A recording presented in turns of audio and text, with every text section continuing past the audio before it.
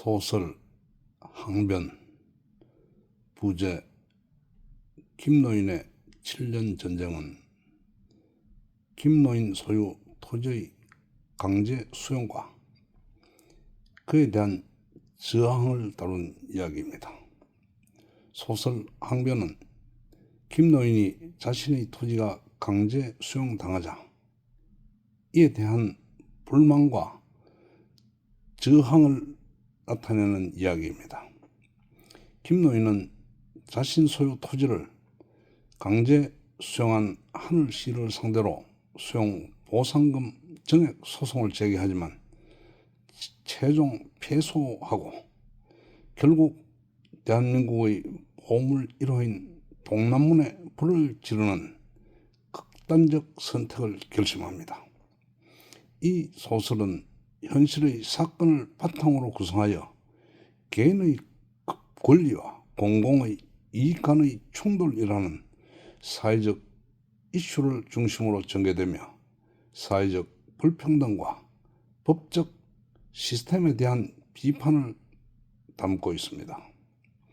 오늘은 이 소설 항변의 프롤로그를 여러분께 소개합니다. 소설 항변의 프롤로그 정상. 소설 항변은 중수필에 가깝다. 이 때문에 일반 독자는 소설 항변의 내용을 두고 자칫 사실로 오인할 수도 있다.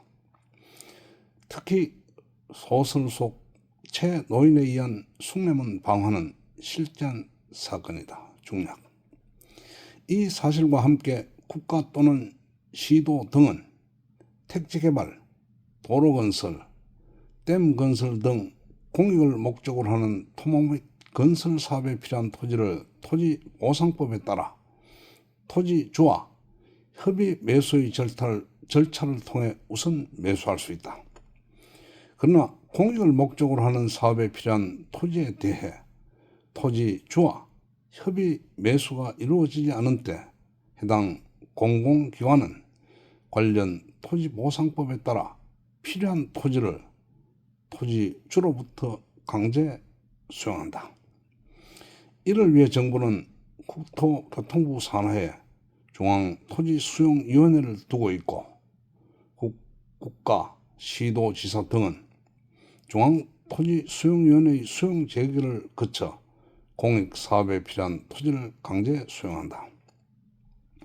다만 중앙토지수용위원회의 수용 제기에 불복한 토지주는 중앙토지수용위원회로부터 재결서를 받은 날로부터 90일 이내에 행정소송의 제기를 통해 수용당한 토지의 수용 보상금에 대해 그 증액을 구하는 행정소송을 제기할 수 있다.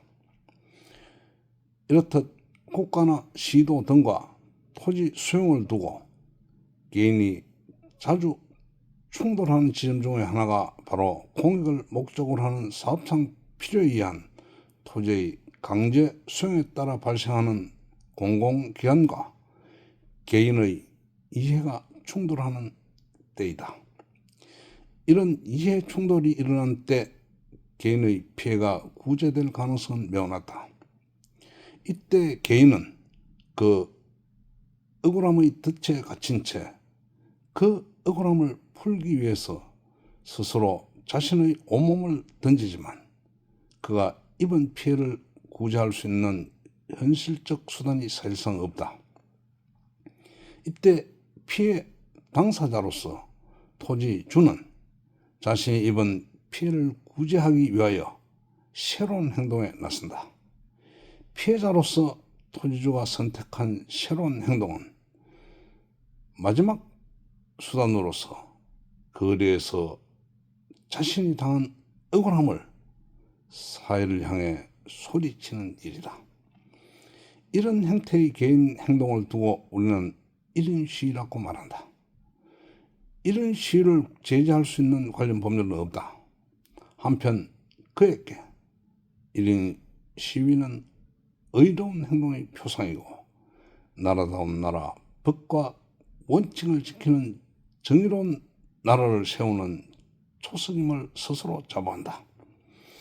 이 소설 항변의 주인공인 김노인은 지방자치단체인 하늘시가 하늘 외곽 순환도시고속도로 건설을 위하여 자신의 토지를 강제 수용하자 하늘시장을 상대로 1, 2차에 걸쳐서 토지 수용 보상금 증액 소송을 제기한다.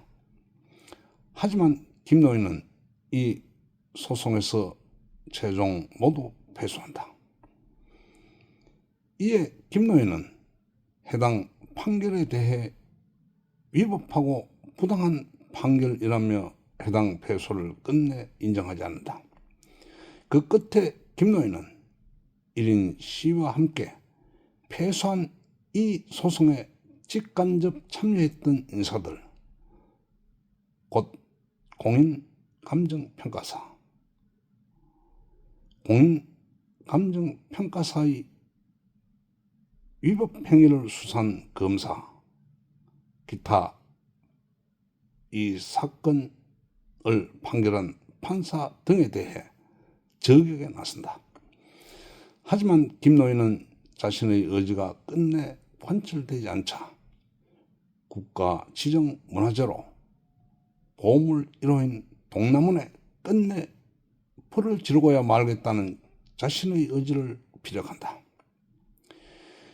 이런 내용으로 전개되는 이 소설 항변은 사실에 근거한 것이 아니라 작가인 내가 창작한 이야기라는 점을 거듭하여 밝혀준다.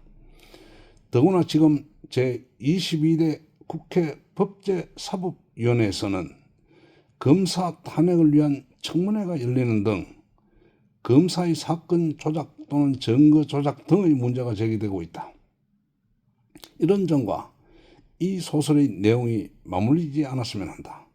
다만 검찰의 정치적 중립은 확보되어야 하고 정치 검찰이 발언하는 현실을 묵과할 수 없다는 국민의 의견에 동의한다. 따라서 현실의 검찰권은 개혁의 대상이고 검찰 개혁의 핵심 내용은 수사권과 기소권을 분리하여 검찰권의 준사법적 지위를 제한해야 하고 이 같은 검찰 개혁을 통해 검찰권의 오남용을 막아야 하는 것이 시대적 과제인 점에 대해서도 동의한다. 즉 검사는 행정부 소속 공무원으로 준사법권자의 지위에 있지 않다는 데 동의한다. 이와 함께 나는 공권력에 의해 개인의 이익이 침해되는 일이 더는 없어야 한다는 점을 강조하여 둔다. 2024년 10월 정상